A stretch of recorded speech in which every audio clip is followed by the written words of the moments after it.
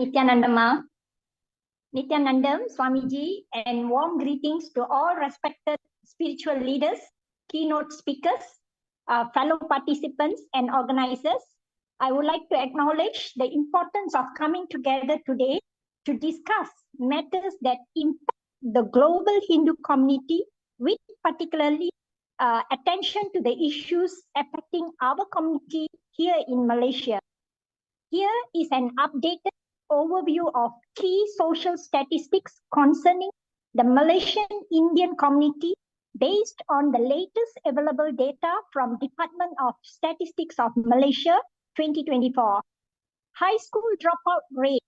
A study by the Independent Singapore News 2024 indicates that 90% of the students from B40, bottom 40% income group, families drop out by Form 5 SPM level, given that a significant portion of the Indian community falls within this income bracket.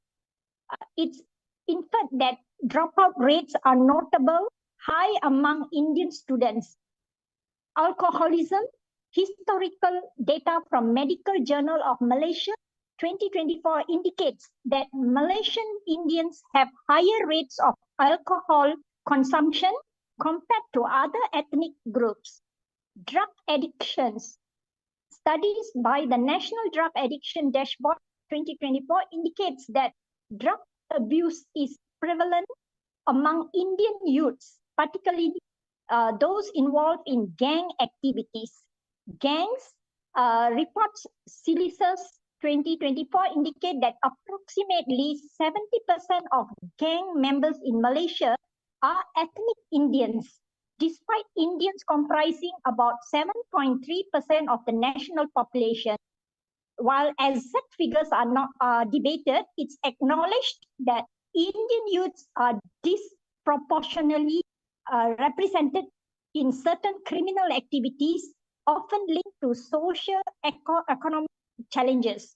Suicides, that some Malaysian Journal of Pathology 2023 reports indicates that the Indian community consistently reports higher suicidal rates compared to other ethnic groups in the country. But this is not just about external persecution. We must also look within. Our Hindu youth today are struggling, not just from discrimination, but from disconnection. Without access to authentic Hindu teachings, many are falling into drug abuse, depression, and moral confusion. The sacred link to our culture, Dharma, is being severed, and with it, the very foundation of our community is crumbling. Sanatana Hindu Dharma has never been a passive tradition. It has always risen with strength, not with violence, but with spiritual clarity, with fearless truth, and with compassion. From the teaching of Bhagavan Sri Krishna to the courage of modern day saints, our Dharma is built on the principle that when adharma rises, Dharma must stand. United, unwavering, and undivided. But we are not here to mourn. We are here to act. So what must we do today? Speak the truth boldly. Let us counter misinformation and misrepresentation wherever it appears, with facts, with scriptures, and with dignity.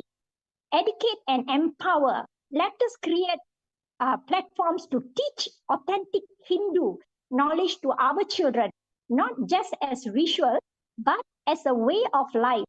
At KAILASA, there is an ongoing 30 days program called Paramashiva Sena Monthly. I feel that all adults from 18 and above should attend this program. Here we teach a lot. They can learn a lot of things. They can learn the important 4 tattvas in life: integrity, authenticity, responsibility, enriching. And also they can do incompletion from whatever past life they have gone through. So all these will help them to improve themselves. Okay. Sorry. Okay, unite across differences. Whatever Shaiva, Vaishnava, Shakta, Smata, we are all one family. Our strength lies in unity. Engage with policymakers, we must ensure that our voices are heard in national dialogues, in legal reforms, and in educational policy. Support and defend each other. Let no Hindu ever stand alone when attacked. Let no temple fall into neglect. Let no youth be left behind. One major reason is a disconnect from the uplifting and empowering values of Sanatana Hindu Dharma. This forum, Uniting Voices of Dharma, is not just a one-day event. It is the beginning of a movement to restore the dignity of Hindu identity, the movement to ensure that our future generations can live with pride in their faith, a movement that does not fight hate with hate, but counters ignorance with wisdom, oppressions with courage, and fear with the strength of spirituality, unity. Let us remember the words of Maha Upanishad, Vasudhaiva Kudumbakam. The whole world is one family. Today, we rise not as isolated individuals, but as one united voice of Dharma. Let our voices echo across Southeast Asia and beyond. Sanatana Dharma will not be silenced. Loss of Dharma is equivalent to loss of direction. Hinduism is not a religion, it is a way of life rooted in discipline, compassion, and self-awareness. When youth are denied exposure to Dharmic teachings, they lose their moral compass. The breakdown of cultural and family values is a direct consequence of this disconnection. So, a call for action. We must actively create access to Hindu education through temples, online platforms, community centers, NGOs, and mentorship programs. Government must be urged to protect religious freedom and uphold the rights of all communities, including Hindus. Let's unite across the region to build a strong Dharmic network that supports our youth, defends our tradition, and stands up against injustice. Sanatana Dharma has survived thousands of years of challenges, not by force, but by truth, inner strength, and resilience. Let us become the voice for the voiceless, the shield for the vulnerable, and the touch bearers of Dharma in this generation. Dharma Rakshati Rakshita. When we protect Dharma, Dharma protects us. May peace, encourage, and divine grace guide us all. Thank you, Nithyanandam. Nithyanandam. Thank you so much, Suguna. Very powerful and very detailed analysis and reflection on the situation that the previous guest shared regarding youth and children. So it's what I understood from your sharing. The problem is there with the youngsters and children. However, it's one aspect out of the bigger context where the persecution influenced or led to the collapse of the Hinduism nowadays. So when Hindus are not practicing Hinduism, when the society is not protecting the Dharma, the many side effects and the consequences happen, including the criminal rates, such high criminal rates in the society like Malaysia, and people getting depressed or they become less privileged population. Actually, this is a very unique phenomenon. Regularly, in all countries, Hindu descendants are one of the most contributing, successful community in the countries, like everywhere, in Europe, in US, Canada, Australia, New Zealand. However, the Hindu descendants are experiencing such great suffering, and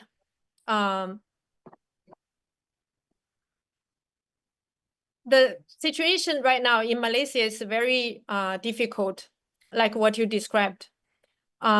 It's actually influenced from multiple paths and channels, including what you said, the media discrimination, the defamation on Hindus, as well as the system is lost. There's no protection to the religious right for Hindus in certain regions and countries. So these are all the reasons that contributing to the situation right now the Hindu descendants are facing in Malaysia, like what you described. So, and I really support what you shared just now, that we should stand up instead of being negligent Hindus. We should understand our responsibility and stand up and voicing out and tell the truth and fight for our rights and keep the Dharma alive in Malaysia. That is most prioritized from our side.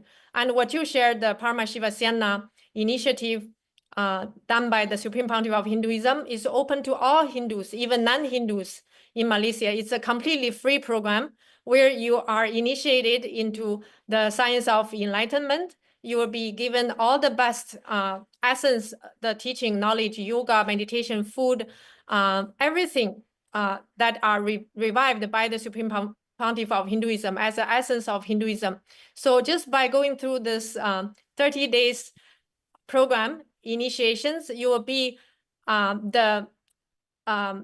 you will be on the right path to your enlightenment, as well as be part of the revival of the Sanatana Hindu Dharma. So together with Ma Suguna, I also request and want to inspire all the audience to be part of the program and also share this great program, the news, to all your friends and people who you can reach out to, and inspire all the Hindus to join the program, even non-Hindus.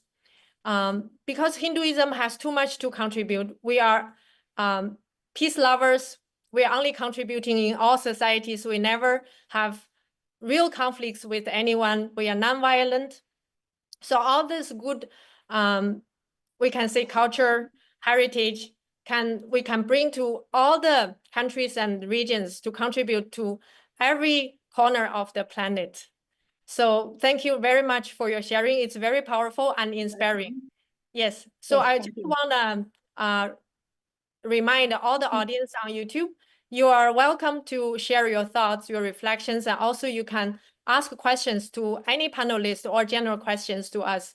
We will address this the time during the panel.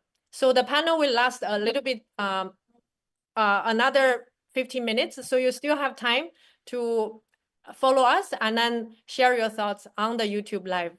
So after Ma Suguna, I want to invite the other Rajya Sabha Malaysia member, Ma Paramasukadaini, to share your thoughts regarding what was discussed as a situation right now in Malaysia. I think you have really good thoughts. Nithyananda ma'am. Nithyananda ma. First, I would like to my deepest gratitude to our Guru, Bhagavan Sri Nithyananda Paramasivam, to his lotus feet, to give this opportunity. And thank you for fellow Rajya Sabha members and fellow speakers here. Okay. So when come to Malaysia, I think we shouldn't forget about Raja Cholan. The December of Rajendra Cholan. He conquered the Southeast Asia, and he is the one have it 19th, 17th century, he have came to the Malaysia. So that way our Hindus in Malaysia started. So from that day until here is such a long way we have come. But now where are we? So if we are one of the farthest community in the world once upon a time, but where are we now in Malaysia? What happened to all the past? I think it's been forgotten all the past that what Hinduism have given to the country and world. So like so many panels speaks about the youth, about the children, why we be having so I think there's a gap between the generation that we've been lacking. on the top of that, what I would like to say that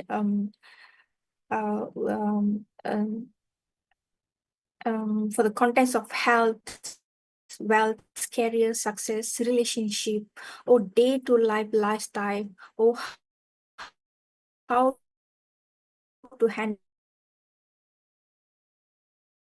or expand our very everything. Just name it, you will have it in simple way. So nothing that zero in Sanatana Hindu, but we are still lagging it. Why we are lagging it? So there is a comment. Social media is not playing part, or the NGO is not playing a part here. When we come to social media, there's so plenty of social media there. So we should here constantly empower us to live and radiate the state, space, tremendous Tyaga, compassionate for the humanity, to revive the ancient greatest science in larger scale is very user-friendly. So currently for this effort, Somji have introduced us Nithyananda. This is a module been introduced to the world. It will be answered directly, and it is not based on simply without any proof or evidence. The sole reference of it is authentic from how it is mentioned from the Shastra and Agama. It is there. So I would like to bring the attention that one of the media that we can reuse or enrich to the youth or anybody is AI. We have AI generated tool that Swamiji have created with his patient hard work, all of his contribution, Tyaga, with all his devotee. We have AI here to be, have one of the channel that we can address in this forum to bring it out to the children, to the youth, to the parents, anywhere. Apart of that, we have so many things that we have been doing in Malaysia. Like recently, you'll be we've been shaken up by in-draft society. This is one of the NGOs giving a voice about Indians in the Malaysia. Even they have submitted in 2017, they have submitted paper in UK about the persecution that what we've been suppressed in Malaysia, but that is not enough. We need more. We need to engage more NGO to bring up to the higher level, like United Nations. So that's why we have United States of KAILASA, Somji have revived the USK, United Nations KAILASA, to bring all this persecution to the higher level. Even everybody knows that our 23 report have been recognized in United Nations, and we have more papers that submitted in United Nations, and everything been recognized here. So what I would like to say, let's unite it. We have United States of Nation of KAILASA. One of the NGOs should be recognized in Malaysia apart from all the NGOs that we can work together to build, to revive back of Hinduism, that one of the era we was shining. So we should revive back the shine back here. So Nithyananda. Thank you so much for the sharing and reflection and call to actions. So truly, like what you shared, we have to join force. And not only Shaivism, all the Sampradayas, the Supreme Pontiff of Hinduism is actually reviving. So all the Hindu temples, all the traditions should join force, including even Buddhist. It's also, we have the same tradition in the beginning. So including all the Hindus and Buddhists, even other groups, organizations, social influencers, whoever want harmony and prosperity for the Hindu population in our society, as well as the whole harmony in the country as a whole. So whoever that we should reach out to and who share the same value as us, we should really reach out to them and work with them and share our thoughts, our value, our contribution with them, and join force together with them and build a better society for the Hindus and for the whole Malaysian society as a whole. So really thank you for your sharings. I actually have one question. So you actually live in the Society of Malaysia. So many organizations are there also. Do you think KAILASA can, are there anything that KAILASA can contribute and do together with other organizations immediately?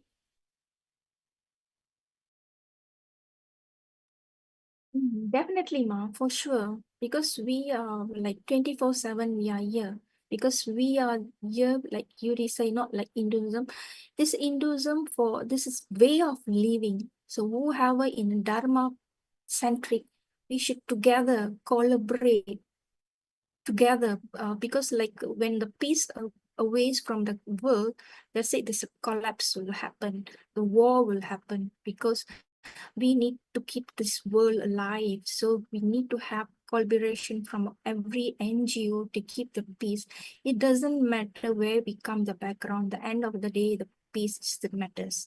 So yeah, definitely we can collaborate with all the NGO to be more stronger, the voice to be more heard and loud. The more the merrier, the more the loud voice will be heard. So we should work together in Malaysia with USK, build a relationship, and whichever guidance that we need authentically, we should give the guidance like what we have, Swamiji is giving it. Like I doubt that heard about the Swami have given AI the first spiritual AI, which is it's really be proud to say this. All the youth, young, we have any problem, stress, mental ill, everything, they can just type and ask the guidance. So we should more encourage more marketing in other saving, reach out more. So for us to reach out more, we need more hands, more voice. So we should come together for the sake of our future generation, because Hindu is the way of living. It is not a religion. So we have solution for everything. You just name it, you have it. Is the thing. Yes, Ma, we should work together. Thank you, Ma, for your sharings. So, so now we have come to the conclusion that the problems that Hindus are facing in Singapore, in Malaysia, are due to different reasons, including the media deformation, the system discrimination in different areas, and also the negligent Hindus that we don't keep our tradition alive. We are not reviving. We are not feeling responsible for the loss of our heritage. So all this are contributing to the reality that we have lost our right, we have lost our pride, we have lost our dignity. And what you shared just now, Malaysia Rajya Sabha is actually contributing a lot to the society. You are hosting, actually, what I know is you are hosting free yoga programs, healings, and you give anadan, you share knowledge from the Supreme Pontiff of Hinduism, which is a cosmic truth, to whoever that you encounter. All these great efforts we have been doing. But the only thing missing is that we are not uniting all the forces to join together, to build the future together. So that is something I feel all of us can bring back to our daily work in the future, especially the Rajya Sabha of Singapore, Malaysia, as well as other Rajya Sabha members who are watching this live. It's our responsibility to voice out and unite and reach out and share our values, enrich all the organizations who share the same values and have the same hope for the future to act together. Only when we join our voice together, we can become stronger and we can make impact and change the society. Okay, so thank you so much. And by addressing that, now we have opportunity to invite another honorable speaker from Singapore. His name is Mr. Saravanan. He's a naturopathic physician with 24 years experience. He's a founder of naturopathic therapies clinic specialized in energy healing, psychotherapy, wellness, deeply rooted in Sanatana Dharma, guiding healing through ancient Indian practice. So he is a very successful Hindu background individual in Singapore. So today we have the honor to invite him to share his insight, his understanding, and his perspective on the topic today. How we can join force together and what we should do and to make impact, to make the protection of Sanatana Hindu Dharma, the revival of Sanatana Hindu Dharma happen, and what the revival of Sanatana Hindu Dharma can contribute to the society, even such a modern society like Singapore. Welcome, Nithyananda. Hi. Yes. Namaste and vanakkam to everybody. And thank you for introducing me and inviting me for this session. And my humble pranams to Guruji. I am actually traveling and I'm at the airport now about to depart for Singapore. And but I will do my best, but please bear with all the noise that is in the background. And I couldn't help it. I tried to find the most quiet spot that I could. Anyway, I would want to go about this topic because I wanted to share why I became a naturopathic physician. I was a mechanical engineer before, and before I became a naturopathic physician, I realized that it was my calling to help people to realize their inner wellness and also to promote the truth of Sanatana Dharma. I had been searching quite extensively, exploring all the different faiths that was available to humanity. And one thing that I realized that the Hinduism, that the so-called Hinduism that we prescribe and we associate ourselves is actually originally known as Sanatana Dharma. And in Sanatana Dharma, what it does is that it instills in me an understanding that healing and transformation must arise from within. And so healing has got to happen from within because it is only the body that heals. No drugs, no medicine can actually heal you.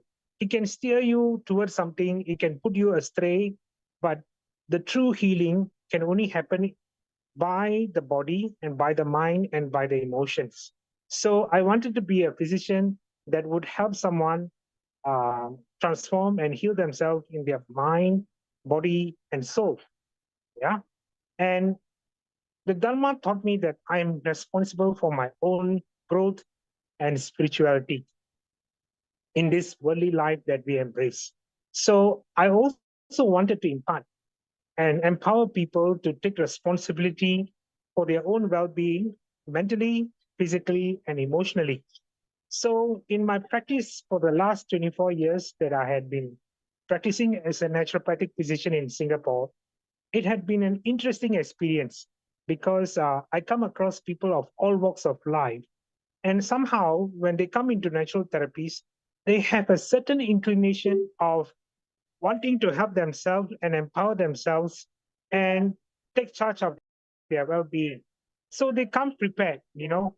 And in my practice, I use these principles to guide individuals using scriptural knowledge. I tell them about the spirit within and how, which is known as soul. In Tamil, we call it the weed, right? And interestingly, Tamil has the only equivalent which is very accurate for the soul. It is called the weed. Yeah. And even you ask a little child, you know, hey, when your grandfather passed away, he said, Tata weed pochi, you know, that means the grandfather has passed away. Yeah, his spirit is gone. But in English, spirit, it has got multiple meanings. It means ghost, it means alcohol. It can also mean the soul within. But in Tamil, weed is the only precise word that represents the soul, the spirit. Yeah. And I wanted to instill and empower people to know the science and the mechanics of the spirit, their soul, or the will. And in the process, they start to remove all the misconceptions that they had and start to embrace it and empower themselves. See, Sanatana Dharma is actually a very inclusive faith. It is very universal. And I would say that it is the Adi Dharma, because before anything else came about, there was this faith, which is called Sanatana Dharma. You see, in every other faith that you have a pivotal point. There is a representative like Prophet Muhammad, there is Jesus Christ, there is Buddha, Mahavir. So they came and they did what they could to propound a way of life. And in fact, actually, all of them had learned Sanatana Dharma, right? But when you look at Sanatana Dharma, there's no one singular person who we could attribute and say that, this faith came about because of this person. We cannot attribute it to Adi Sankaracharya. It goes beyond that. Yeah.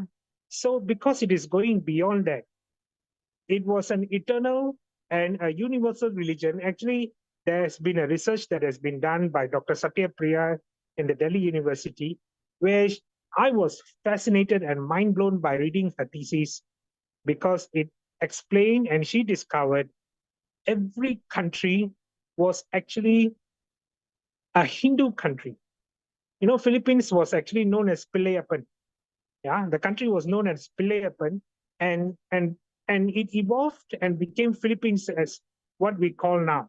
And Singapore, we attribute it to Sang Nila Utama, who call it Singapura or Singapore. But originally, it was known as Singapuri because there used to live a king, and Singapuri was actually the epicenter for the region, and it was a capital for Indonesia, Malaysia, Thailand, Cambodia, and the world. And this king is actually King Narasimha. He looked like a man lion. He was so fit, very tall, and he was known as Narasimha. And because he looked like a lion, this country was actually called Singapuri. So the name is not something that was found in the 1800s. It was way beyond. I would encourage all of you all to read that book, And this Hinduism that we all attribute now is actually a faith that was created by Max Muller. Very sad to say this. You know why? When the British East India Company took over India, they saw a thriving, culturally vast and empowered country where they cannot put their foot on because they were so limited. The only superior thing that they had was guns. The others were all using arrows and swords and shields. So they were able to manipulate people by just shooting them, So all the great warriors who were wielding the sword and everything, they were all shot down. So people started to fear these weapons, and they started to occupy India. And the only way to subjugate and subdue all these people was to create a concept. So over a few hundred years, this is what they did systemically and successfully. So they paid 500 pounds to Max Muller and asked him to write the history of India. So came Indus Valley civilization, Hinduism, and the works. Yeah. And in that process, they divided the people. They brought in the caste system, and they created a mess out of this faith. And as it evolved, we forgot. We forgot our true faith. We forgot Sanatana Dharma. Yeah. If you look at all the other faiths that are there, it's actually very convenient faith because it gives you instant salvation. You can marry multiple wives and you can have these resources. And they're very so organized because they can give you all kinds of material support. When you join their faith, you'll get biryani, you will get, you can get your house painted. You can come out of poverty just by joining the faith. And it was a faith of convenience. And they were also faith of fear. They instilled fear on people, and they have done this successfully. If you look at history of India and what happened in Punjab and the works, how they had to fight and to stand for their faith. You know, they literally put the knife and said, hey, would you convert or not? You know, say the name of God according to their faith. And if you don't, we will kill you. So this has been going on and on and on. However, we're now in a space where we fear what is going to happen to our faith, what is going to unfold, you know, how it is going to change, and what are we fighting for? You know, actually, there's nothing to fight for. All you have to do is to realize that you cannot hide the sun. There will be darkness, but light will come back again. You know, there's no way, you know, you can block this Sanatana Dharma. Why? Why I say this with such a conviction is because we as practitioners of this Dharma, we have to transform ourselves, stop spinning from your spot, you know, so that when you spin, you're actually experiencing day and night, and you're actually messing yourself up in your mind, in your emotions, but you need to spend time to do and learn. So in my practice, I encourage my clients who are open to embrace a guru. A guru is actually in every faith.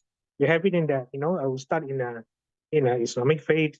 You have the pastor where you can reach out to and make confessions in the Christian faith. You have the you know, guru in the Buddhist faith, and we have guru in our faith as well.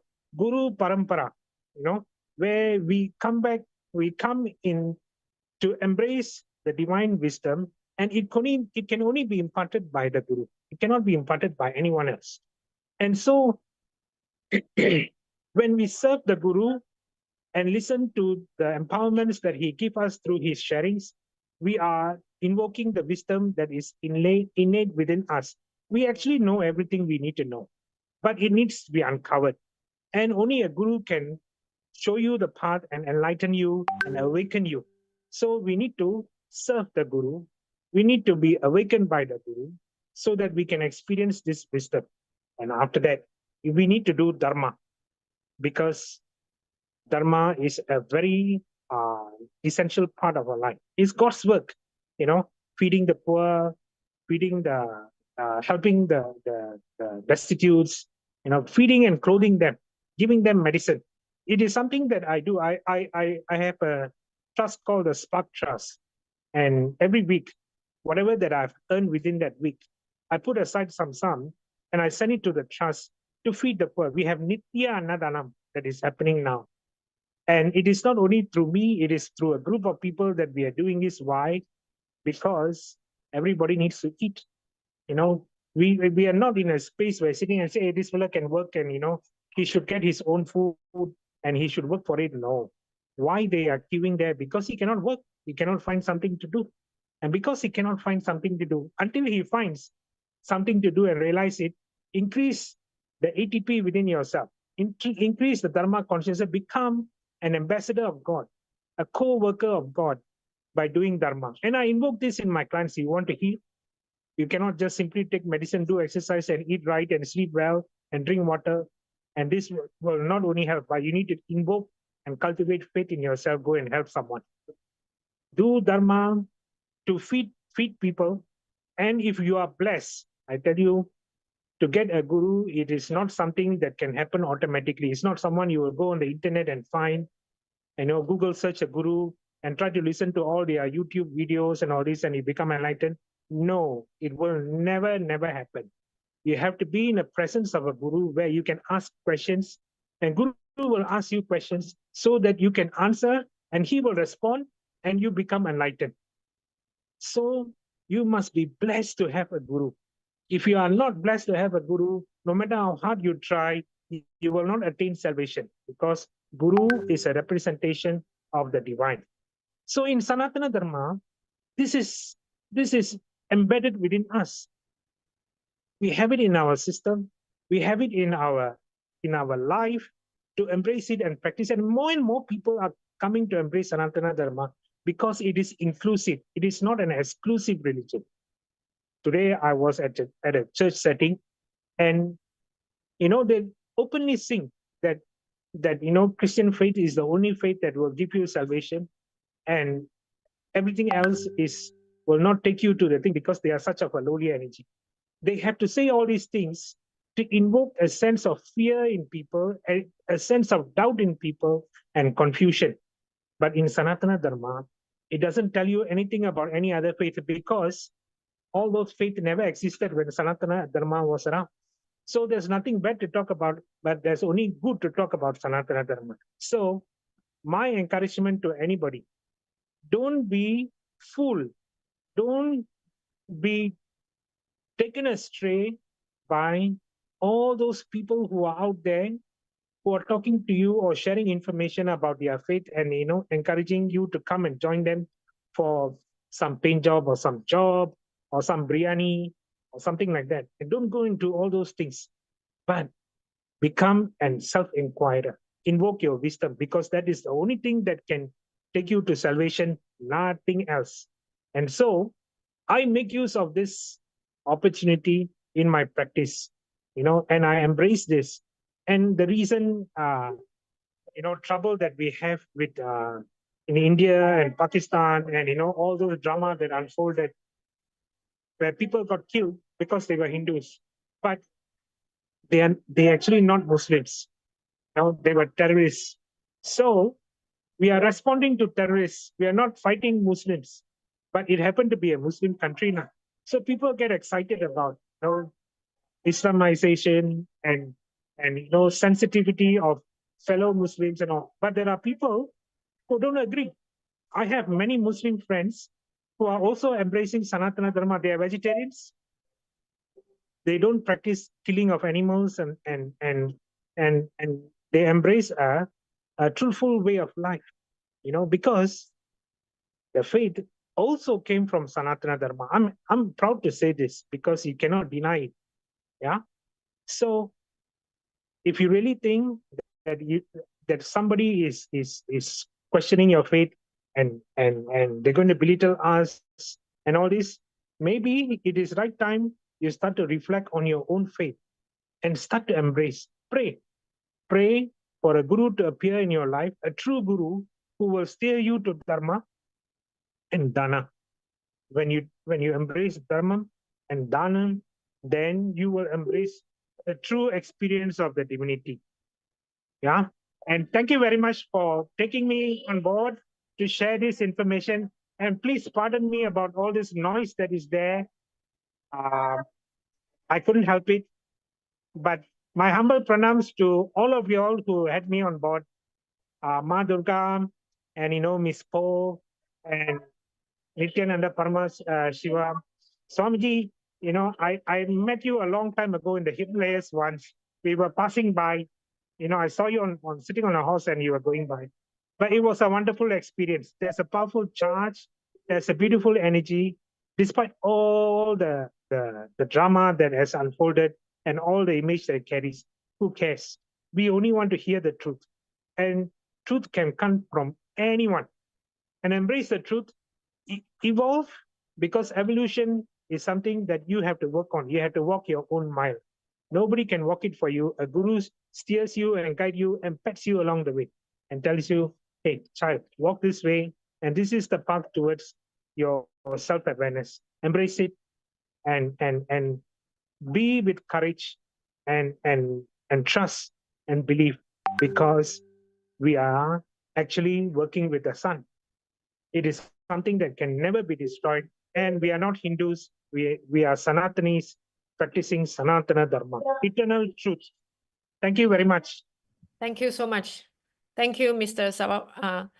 Saravanan. Thank you so much for taking time, and really apologize to rush you. Now you're traveling. It's a public holiday in Singapore. Thank you so much for even this. You're taking time to join the forum and share your thoughts. It's really beautiful thoughts and very inspiring. Thank you so much for the really good opinions and the ideas. Actually, so many things that you shared really reflect the same, what the Supreme Pontiff of Hinduism has already shared and agreed. So like what you said, Hinduism is for everyone. It's not barely a religion. It is actually a lifestyle. So whoever want to practice the lifestyle, they are welcome to join. And also, you mentioned all the countries are Hindu countries. This is also true. The Supreme Pontiff of Hinduism actually revealed that in the Mahabharata time, 5,000 years back, actually the Bharat, the Hindu nations are 56. They are crossing from Southeast Asia, today's Southeast Asia, all the way to Afghanistan, for example. Actually, so it covers really huge area of the globe. So only because of the continuous persecution, we have lost that reality right now. But it's actually all of us in this area are Hindu descendants, including Chinese people. We have Bodhidharma, we have Buddha. So all these are in our genetic and in our gene and our traditions as well. So this is proved to be true, what you shared. And finally, what you shared, very interesting because of your background. You are psychotherapists, natural psychotherapists, that you mentioned the people suffer mentally because they lost the tradition, they lost the religion. Actually, this is also spoken by the Supreme Pontiff of Hinduism many years back. He actually said that Hindu descendants suffer the largest number of heart failure. The reason is because they dropped their tradition. So it's such a shocking reality, but it's true. And it's approved by the Supreme Pontiff of Hinduism. So now today, by the sharing from you, we understood it's not only heart failure. By giving birth to supposedly to live the lifestyle of Sanatana Hindu Dharma, when we drop it, actually our bio memory, our gene, all this, our consciousness all get so much sufferings, even leading to psychological, mental diseases, and even heart failures. I can imagine even other types of physical and mental problems we will suffer. So the solution you gave is so true. Just go back to the tradition and start practicing Hinduism and find the guru, live the lifestyle. So really beautiful sharings, really wonderful. So grateful for your time. Thank you so much for coming. Thank you, sir. Thank you. Thank you. Om Namah Shivaya. Yes, Om Namah Shivaya. Thank you. Yes, so we are very lucky, whoever that are understanding the teaching of Swamiji and following the Supreme Pontiff of Hinduism as a guru. We are the most, actually, this is from myself also. We are the most lucky people on the planet because he's a real master. He's a avatar. By his initiation and guidance, we are living the best lifestyle on the planet Earth, the lifestyle to enlightenment. And we should all actually be proud of this. And by actually having this dilemma or this contrast, that Hindus have such huge and rich background, but today, because of the persecution, we have lost our pride. We have actually live in such low self-esteem, and we actually feel sorry. Many of us feel sorry that we are Hindus nowadays because of the brainwash and everything. So I want to invite the next speaker, the lead of Rajya Sabha Singapore, Ma Nithyananda. You actually, as like myself, as a non-born Hindu from a traditional Chinese family, but how you come over to Hinduism and how you think that Singapore Rajya Sabha can work together to bring the awareness and also the self-esteem, self-respect of the Hindus in the today's society and revive Hinduism in Singapore. Thank you so much, ma'am, for giving me this opportunity to share for Singapore's perspective. First, I wanted to say is that first, in order to handle this and encourage everyone to practice Hinduism, first is to not forget that we have been persecuted for centuries. And not just persecution, the temple destruction, we need to acknowledge those. And also those forced conversion that the Hindus suffer, not just in Asia, And in a lot of other countries as well, we have to look into that. And we have to acknowledge all the genocides that have been happening to Hindu worldwide. And the Hindu diaspora itself, what is happening, they don't have a place to go to. And also the political aspect of it, which create a lot of violence because they do not, because of the Hindu-phobic way of handling Hinduism generally. So for us, we need to know that we not just here to remember the past, but we need to ask the vital questions about how do we prevent this from happening? How do we encourage people to be more active? Why do we need to be Hindu? Why do we need to practice living the Hindu lifestyle? And from there, then we will be able to encourage more, especially Singaporeans. For me, as you say, I'm not born Hindu, but the minute I am connected to Swamiji through the internet, actually, all the misconception, what I have or how I live my life took a vast turn. As a matter of fact, it removed a lot of the suffering that I have in me. And once I start living the Hindu lifestyle, I realized that whatever we do, we always do from the space of compassion. We do from the space of non-violence. Everything can be resolved if we come from that space. If we share those, how should I say, enlightening thought currents to others and encourage them to live this non-violent lifestyle, actually the people living with you or people connected to you will have such a embracing, or should I say, a progressive kind of thinking. You do not have to imbibe all those negative thought currents. You do not need to have to go through day in and day out of suffering because of wrong thought currents and all that. So first of all, before even going into that, we have to acknowledge the persecution that we suffered in Asia itself, which is a major issue. So we look not just at the history, not to dwell as a victim. We should not see ourselves as victim because we are being persecuted, but we need to honor the truth itself. So what we have been through all these centuries, all the invasions that have been happening by colonization, all the ideological warfare that Hindu has to go through, and all the temple being destroyed in India, day in and day out, hundreds and hundreds of temples being destroyed. We have to acknowledge that also, and all the psychological warfare that has been put through us by the Hindu mystic entity, constantly day in and day out by these people. How do they do it? Through the social media. And then, of course, and this is one of them, and also through our own Hindu people who are what Swamiji called as negligent, criminally negligent Hindus, which as Hindus, we do not take part in taking care of Hindu itself, Hinduism, Sanatana, Hindu Dharma. We did not put in the effort. We expect other people to take care of it. And I feel that that's not the right way to do, because if we don't speak up and we do not take, and we expect other people to take the responsibility, we will continue to suffer this persecution.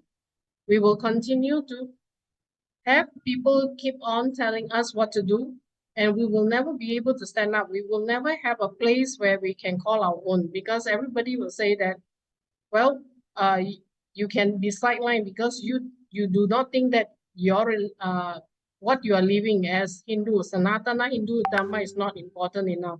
You feel that, you know, you do not have to protect it. Somebody has to do that job. As what Swamiji say, if we don't do this in the next generation, we will lose Hinduism totally. We do not have anything that we can protect us, or we can even get enlightened with. He say only Hinduism can get everybody out of suffering and get enlightened. Without that, even the next generation will lose hope. as what is happening now, the youth, as earlier on, some of the speakers already mentioned, the youth is losing sight of life. They have tried everything, they are bored, they are totally not motivated about how to live life properly. They live life in the most destructive way they can do to themselves. That's not how we should do.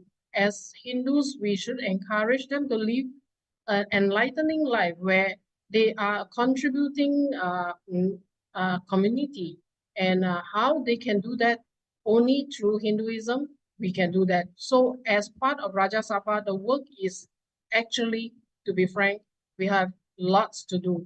We have to motivate people to live this lifestyle. We have to constantly remind them that we cannot sit down and don't do anything. We have to be active. We have to fight for Hinduism itself. Rajya Sabha itself is what Swamiji say, nation building. We are the first and the front line, the one that will stand in front to fight for anything that comes up against us. We have to speak out. We have to educate people. Education, I felt that's the most important.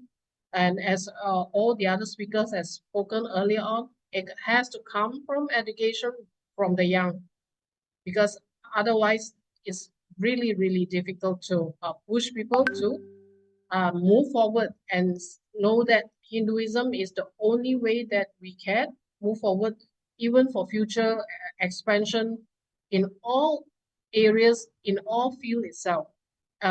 Hinduism, in, how should I say, Swamiji mentioned many satsang before, a lot of the technologies are all created by the Hindu civilization long time ago, but it has been pilfered or been stolen. The ideas all has been stolen and been rebranded as, you know, from the Western world.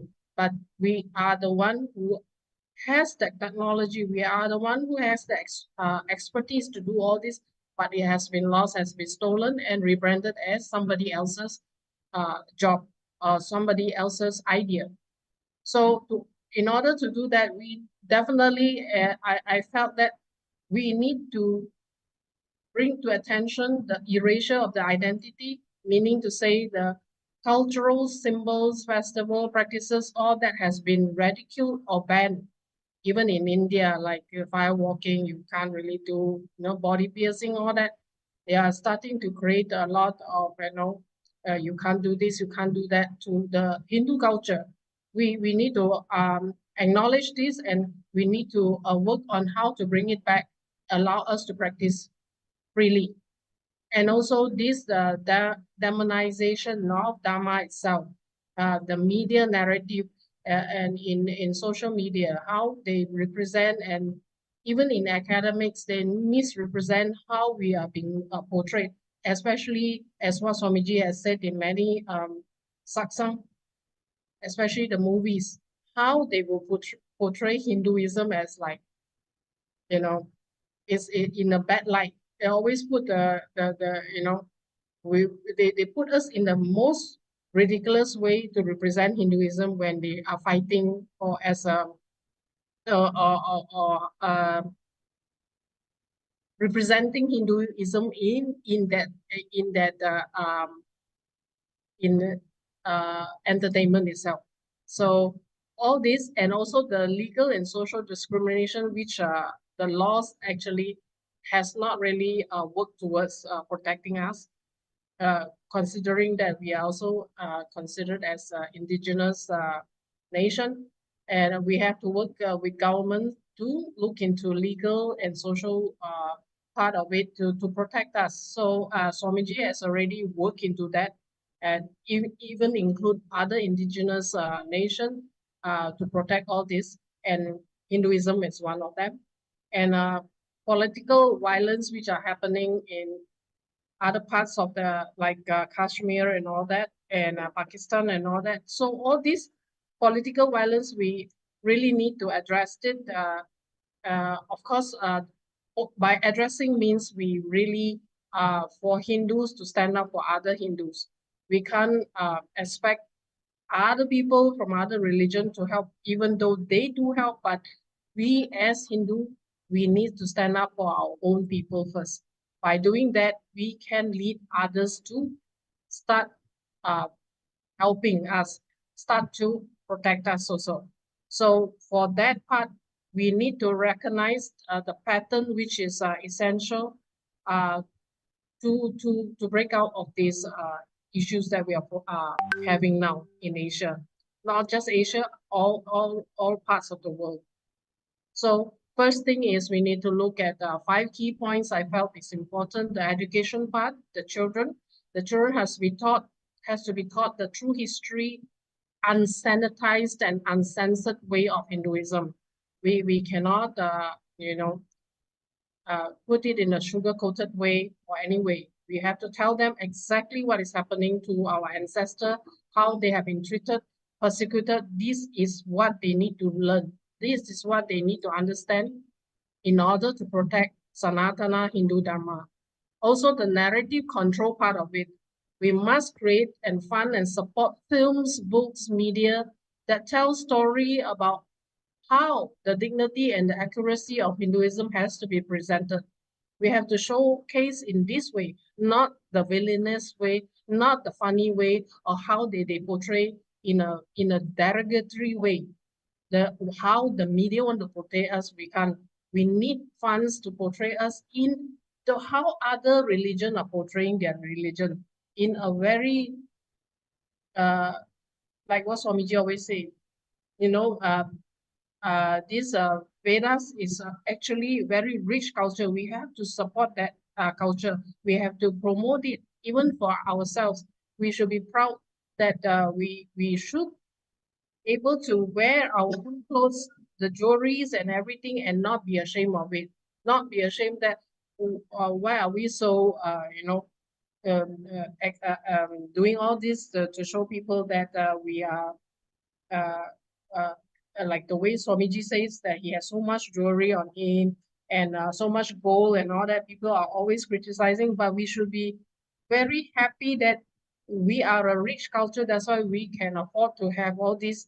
Even from thousands of years ago, they already have it. Only nowadays, people do not think that we should be wearing such a beautiful jewelry or have too much on us, or else we are considered trying to talk that or showcase that we are using money to represent the religion itself. It's not that way. And also, of course, to create legal awareness, community-wise, we have to legally teach them to be literate in Sanatana Hindu Dharma, aware of our rights also as a Hindu.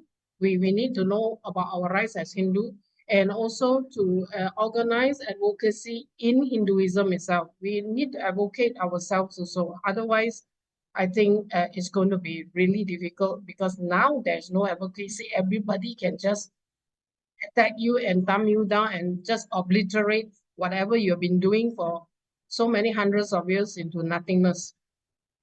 And also, of course, we want to have political engagement.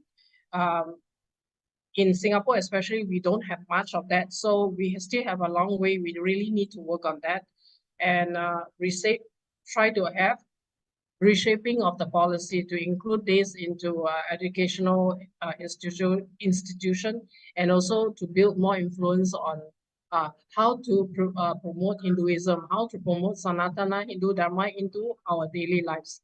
And of course, number 5 point that I want to talk about is, of course, building bridges like global solidarity community and have allies that to work together with us, support us, and to also acknowledge the persecution that is happening in Hinduism itself, with Sanatana Hindu Dharma, and have allies to support us in this one in human rights form.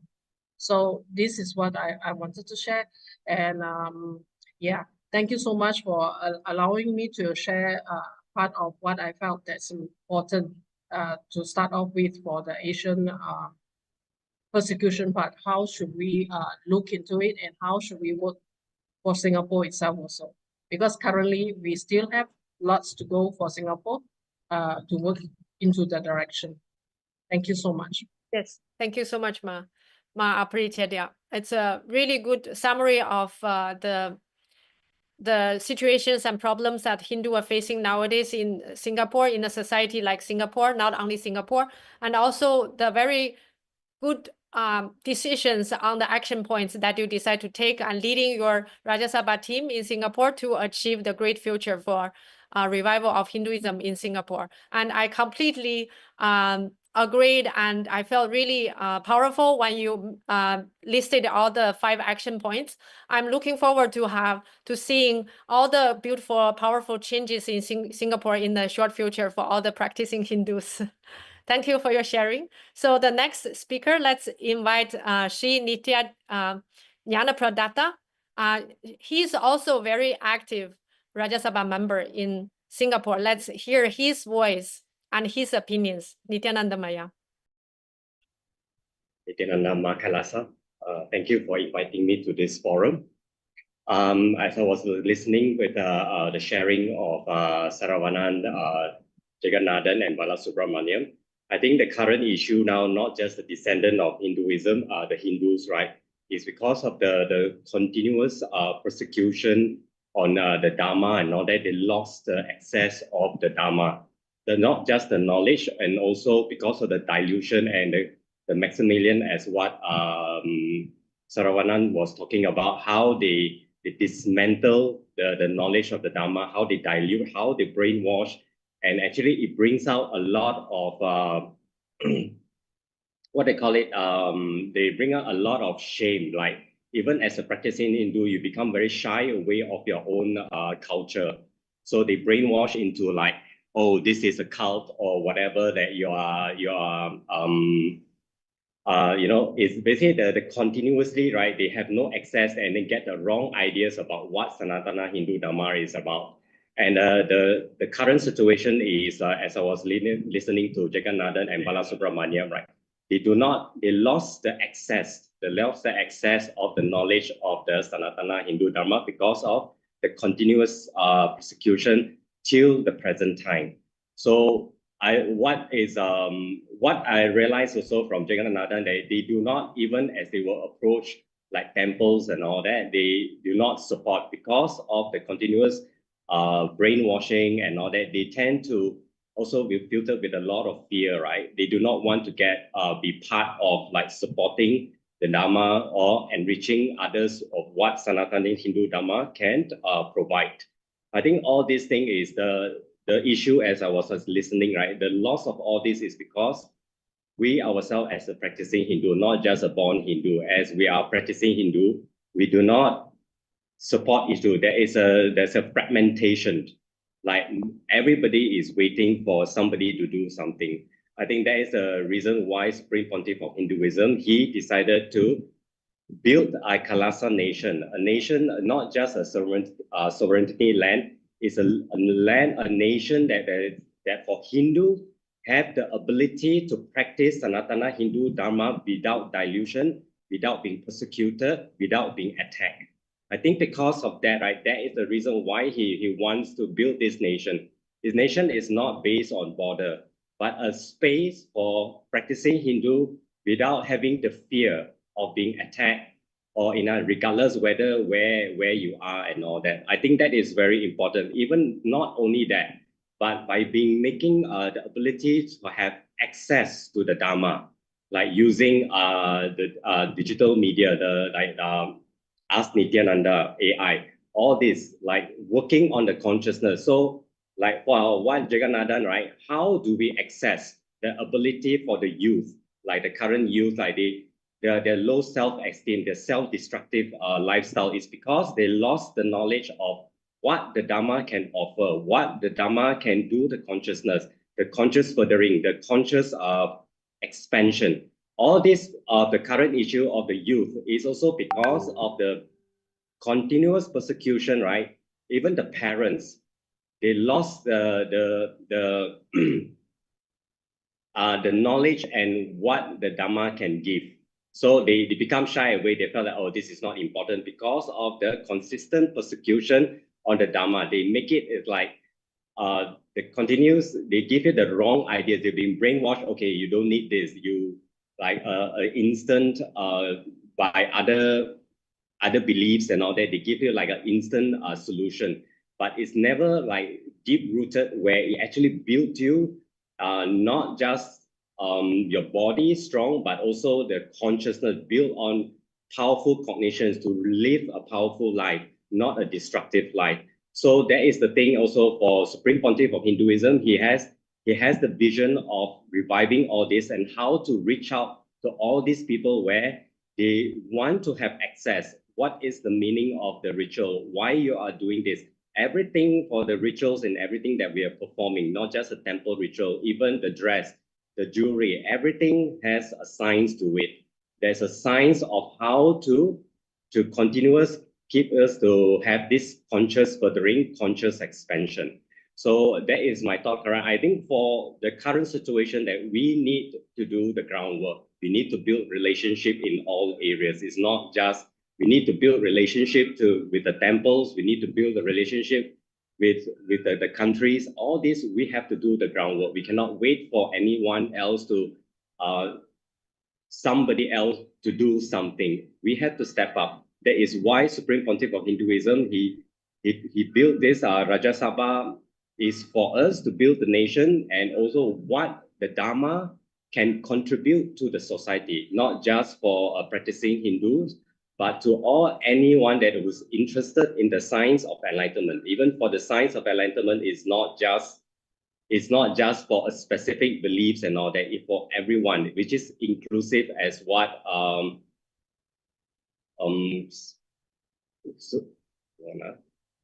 kind of lost my track.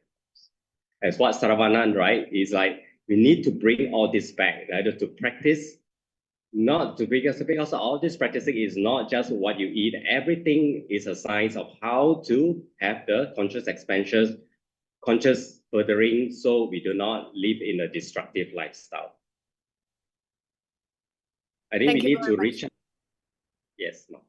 Yes, you can continue. Yes, I think that's all I have to say. Thank you. Okay.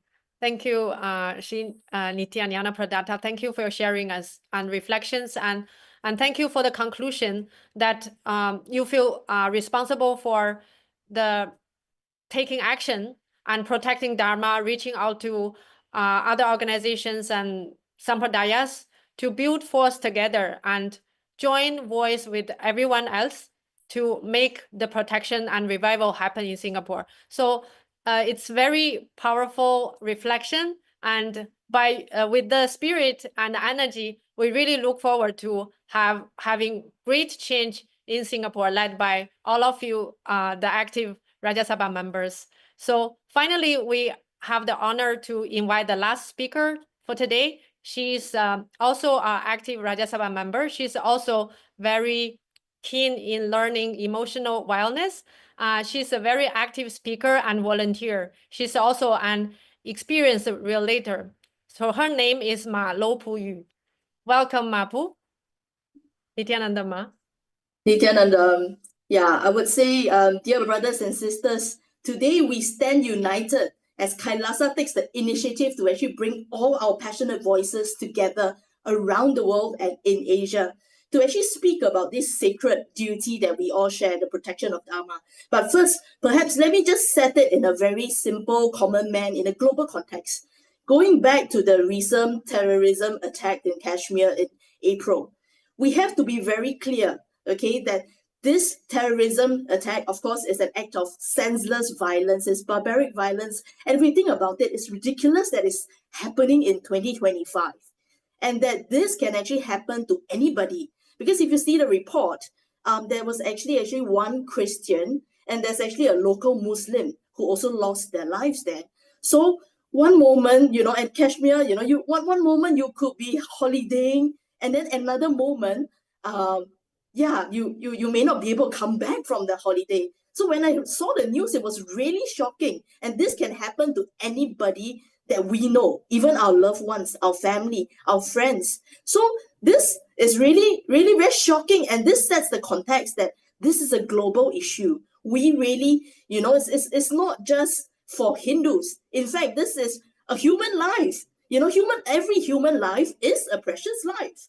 So this Dharma, what exactly is it? Right, this actually sustains, you know, our harmony, our balance, and it encompasses truth, compassion, and of course, for non-violence as well. So yeah, so I would say that we really need to urgently impart the knowledge and to empower everybody, including all our future generations, to actually uphold these values. So we have to have dynamic activism and engagement in community service.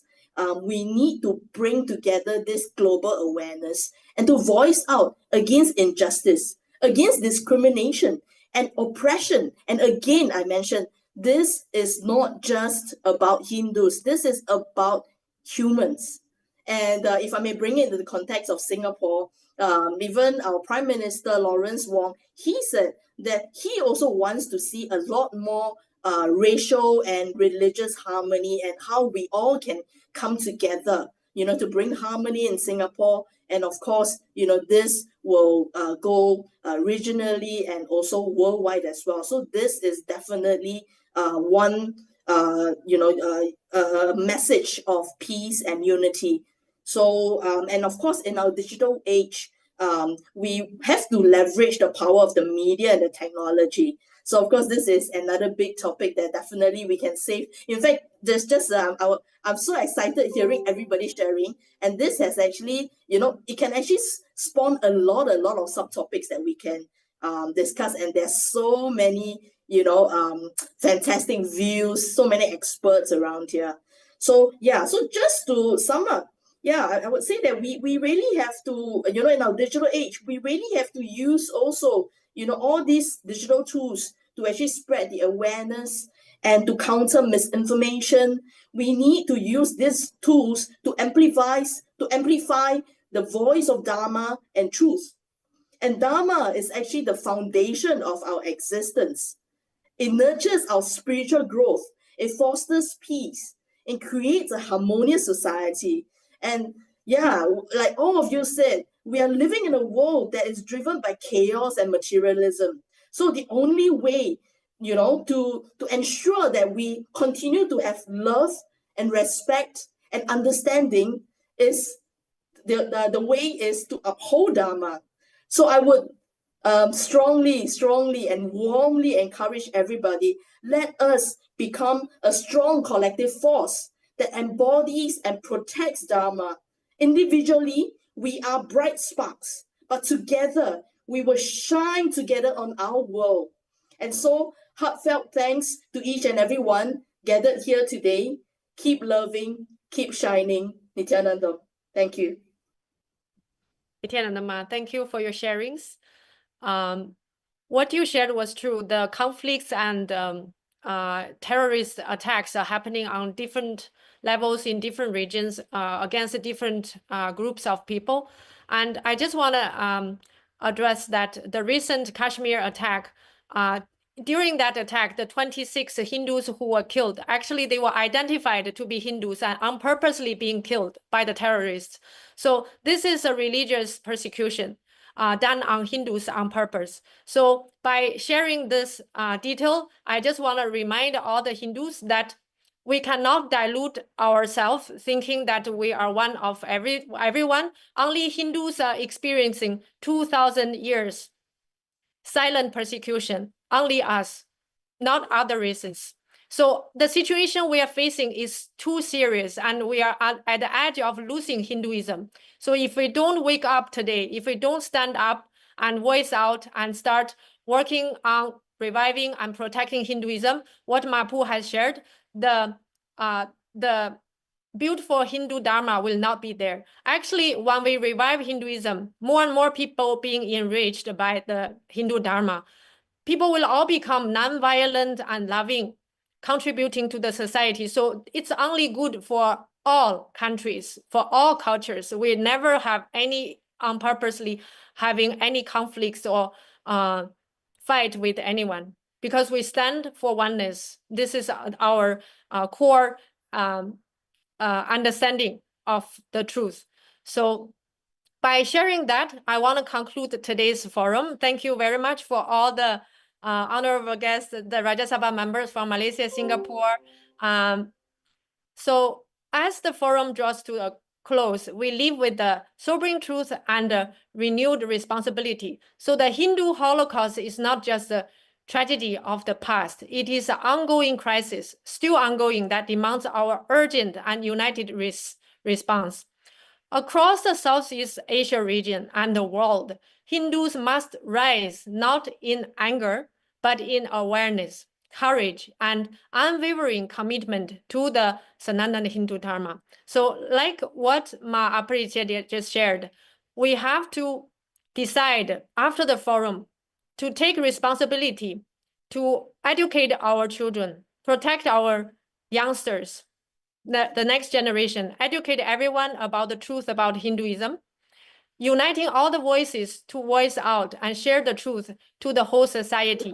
Use legal action, use legal protections to protect Dharma, protect our rights, and finally join voice to unite everyone to work to make Dharma happen and to advocate, to work with the government in our local regions to systematically rebuild the support in the system, in the country, to support Hinduism to grow and revive. So all these responsibilities we should take. So we do not live here just with inspiration. Let's all live with responsibility. Let this forum not be the end of a conversation, but the beginning of a movement.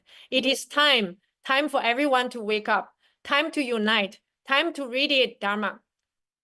So this forum is only a beginning of the initiative that is held by the Rajya Sabha in Southeast Asia, including Singapore, Malaysia, even Taiwan.